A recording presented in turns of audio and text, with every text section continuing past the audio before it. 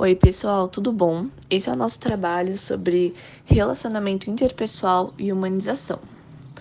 Bom, eu vou começar falando para vocês sobre o programa de treinamento em comunicação não verbal. Bem, para o programa de treinamento, há 5 elementos essenciais que devem estar presentes no programa de educação continuada nos serviços de saúde, sendo elas, primeiro, definir e mostrar a importância da comunicação e a comunicação não verbal para um profissional de saúde. Depois, o processo de percepção da realidade pelos humanos. Bom, depois vem descrever os tipos de comunicação não verbal, que a gente dá destaque para a cinésica, proxêmica e atacésica. Depois vem caracterizar as funções da comunicação não verbal, que são complemento, contradição, substituição do verbal, demonstração de sentimentos e aprender a desenvolver a percepção da comunicação não verbal, para que nós tenhamos a habilidade de avaliar com uma maior precisão as mensagens dirigidas, como de um paciente, porque nem sempre a pessoa está conseguindo dizer como ela está se sentindo, então a gente precisa estar sempre compreendendo. E para que o programa seja executado, tem estratégias que o programa deve possuir, que é uma filmagem do próprio grupo atuando, exposição dialogada, com exemplos de realidade vivida no ambiente hospitalar. O tempo mínimo para esse programa mais comum é de 3 horas, mas às vezes ele acaba sendo mais extenso. Fatores que interferem na percepção da comunicação. Para que possamos estabelecer relacionamentos interpessoais efetivos nas nossas vidas, é necessária a aprendizagem da comunicação não verbal, para que seja mais coerente na relação entre o profissional e o paciente, que fortalece a sua capacidade de compreendê-lo e de orientá-lo.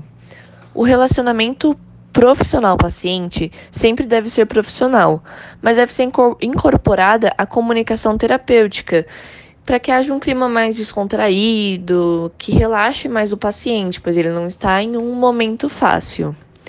Quanto à capacidade de emitir e receber sinais não verbais, podemos observar que as mulheres são melhores decodificadoras de sinais não verbais do que os homens, e que há uma relação entre a capacidade de decodificar e a idade também.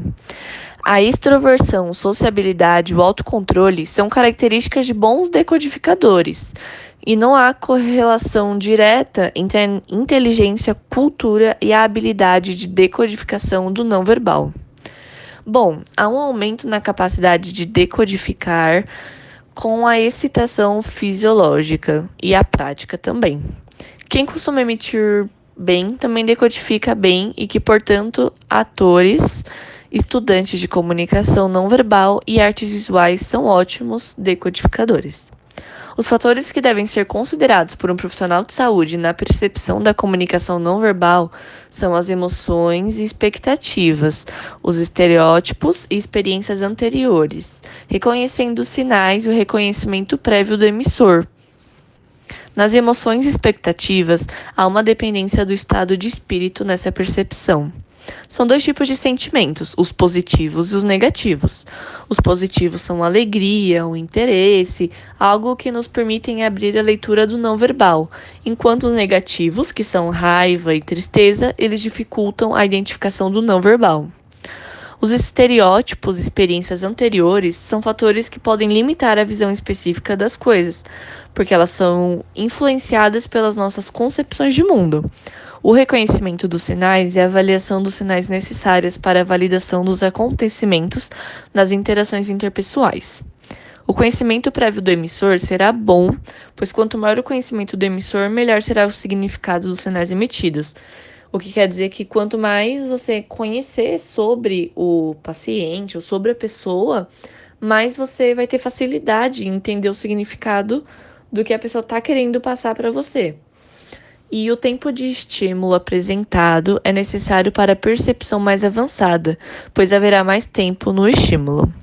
As limitações físicas e fisiológicas são limitações na leitura do não verbal quando não há integridade dos órgãos nos sentidos ou fisiológicos.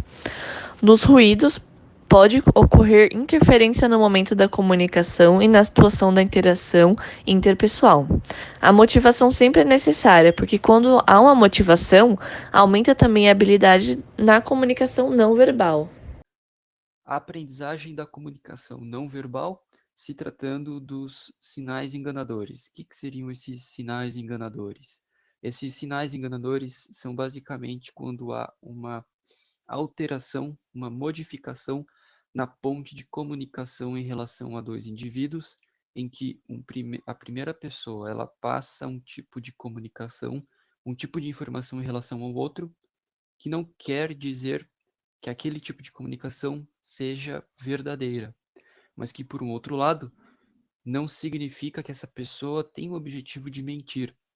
Muitas vezes ela acaba filtrando o assunto, ou seja, ela seleciona basicamente aquilo que ela gostaria de falar, até porque de uma determinada situação, um determinado contexto ali no momento, ela não consegue se expressar como gostaria, né? O que acaba incidindo na falta de confiança, uma insegurança. Então, é, algumas características se tratando desses tipos de sinais enganadores, esses indivíduos eles expressam isso através de um comportamento não verbal e verbal.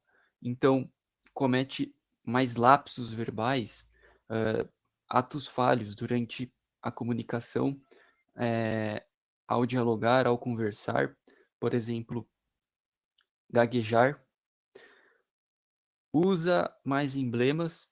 Então, esse indivíduo, essa pessoa, passa a usar emblemas, por exemplo, o símbolo de um joinha.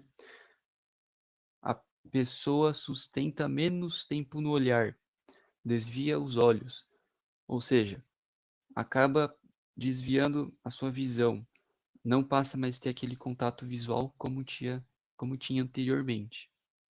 Bom, falando sobre um pouco de comunicação não verbal na sala de aula, existem dois tipos de comunicação. Essas comunicações, elas estão relacionadas, elas estão interligadas entre o professor e o aluno. Enquanto o aluno, a postura do aluno diz muito a respeito das fontes de sinais de participação.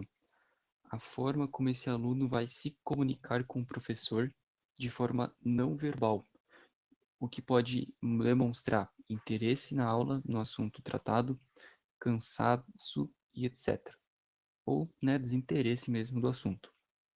Então, a postura do aluno demonstra muito os sinais de participação, os sinais de interesse naquilo que está sendo aprendido ali dentro daquele ambiente de aprendizado. E quanto à postura do professor, existe uma relação, como eu havia dito, uma influência na postura do professor em sala de aula. Então, a maneira como o professor ele se posiciona, ele passa para os seus alunos esse tipo de comunicação, afeta e influencia seus alunos, desinteressando ou não, desinteressando seus alunos ou não. Então, essa troca de informação é muito frequente dentro da sala de aula, se tratando de uma comunicação não verbal. Então, uma postura tanto quanto do aluno e do professor. Bom dia, pessoal. Meu nome é Vitória e eu vou falar sobre os modelos não verbais de comunicação. Nesse modelo, nós falamos sobre a empatia de entender e perceber o mundo, sem perder a própria identidade. A empatia se dá em um nível consciente, ou seja, nós somos capazes de aprendê-la, de desenvolvê-la, seguido de um esforço dirigido. A gente pode pensar nesse caso, e em alguns casos, que esse esforço dirigido é, por exemplo, a vontade. Ou seja, você tem vontade, você tem esse esforço dirigido de entender e compreender o outro. É claro que há outros casos, como por exemplo nos profissionais da saúde, que esse esforço dirigido é auxiliado com uma tabela que esquematiza alguns desses modelos não verbais de comunicação, separando a sua efetividade no uso. Ou seja, se ele é ineficaz ou se esse modelo é eficaz para a comunicação. A tabela anterior, como eu disse, é dividida em alguns modelos não verbais da comunicação. Esses modelos eles são subdivididos quanto à efetividade do seu uso. Nós usamos aqui o termo eficaz e ineficaz com um pouco de diferença do que nós conhecemos segundo o português. O eficaz a gente vai entender como comportamento encorajador, que demonstra aceitação e respeito, o que dá espaço para o outro falar. O ineficaz a gente usa como comportamento que pode desencorajar o outro a falar, ou pode causar uma dúvida do que está sendo dito ou acontecendo. Eu vou citar alguns comportamentos que, segundo a tabela, são efetivos e ineficazes. A postura, por exemplo, ela deve ser relaxada, porém lenta, porque quando rígida pode travar o paciente, no caso dos profissionais da saúde. O contato nos olhos ele deve ser regular e médio e jamais ausente e desafiante. Ele é ineficaz quando a gente desvia também, por exemplo, o olhar, podendo demonstrar para o ouvinte, para o receptor, desconfiança ou insegurança. Nas roupas também temos modelos não verbais, também é um tipo de modelo não verbal. As mais simples são eficazes no local de trabalho e ineficazes são aquelas provocativas, extravagantes. São as que chamam a atenção, a gente está ali para cuidar do próximo. O treinamento da percepção ou da empatia revela uma necessidade vital para o profissional, pois o mesmo precisa saber do paciente como este se sente.